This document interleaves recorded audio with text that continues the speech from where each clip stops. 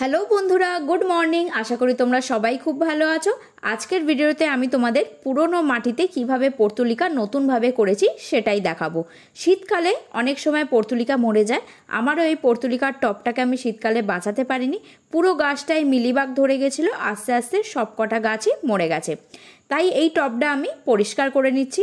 যতগুলো পুরনো ডাল ছিল, ঘাসপালা গজিয়েছে, সবটাই আমি ছিঁড়ে পরিষ্কার করে দিচ্ছি। আর তোমরা দেখতে পাচ্ছ ওপরের লেয়ারটা শ্যাওলা পড়ে গেছে, কারণ বর্ষাকালে এই টবটা টানা ভিজেছিল, কোনো ড্রেনেজ সিস্টেম এই টবে ছিল না, নিচটা পুরো বন্ধ হয়ে গেছিলো, তাই জন্য প্রচুর শ্যাওলা হয়ে গেছিলো।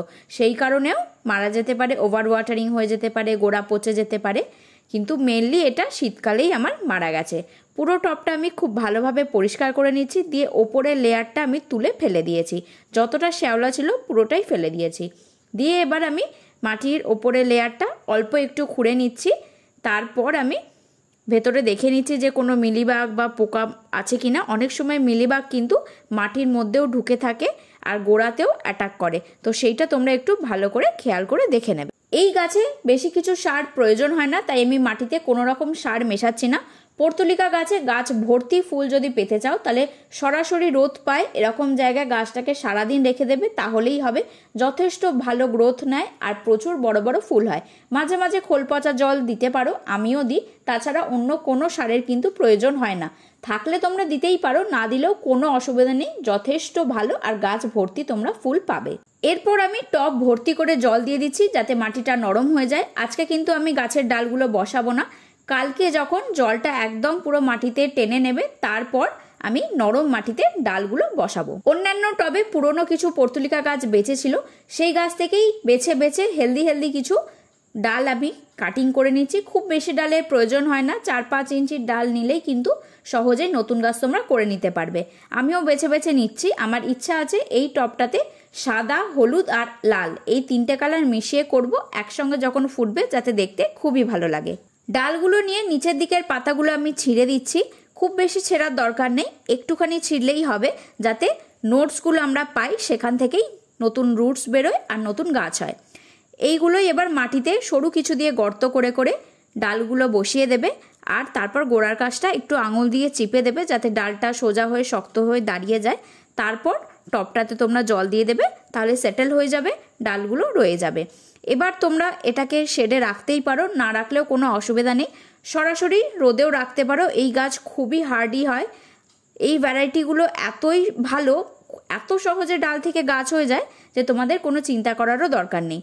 সহজেই যখনই এই ডালগুলো একটু বড় হবে আবার মাথা থেকে কেটে পাশে বসিয়ে দেবে, তাহলে পুরো টবটা ভরে যাবে, ঘন হবে আর একসঙ্গে অনেক ফুল হবে। মোটামুটি 4 থেকে 5 দিনের মধ্যেই ডালগুলো থেকে রুটস চলে আসে, তোমরা দেখলেই বুঝতে পারবে।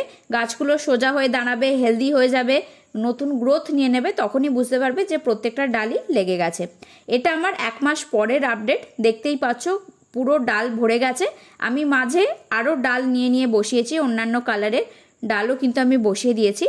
আর এরপরই তোমরা টানা ফুল পাবে এই গাছের। যতদিন না শীতকাল আসছে তখন একটু ছোট হয়ে যায় ফুলের সাইজ, পরিমাণ কমে যায়, কিন্তু যদি টানা রোদে রাখতে পারো তাহলে কিন্তু গাছটাকে বাঁচিয়ে রাখতে পারবে। আর এই গাছের আরও একটা সমস্যা হলো খুব মিলিবাগ হয়, সেটা তোমরা একটু নোটিস করে রাখবে। সব সময় পেস্টিসাইড ইউজ করবে। আমি মিলিবাগের জন্য একতারা ইউজ করি, ভালোই কাজ দেয়।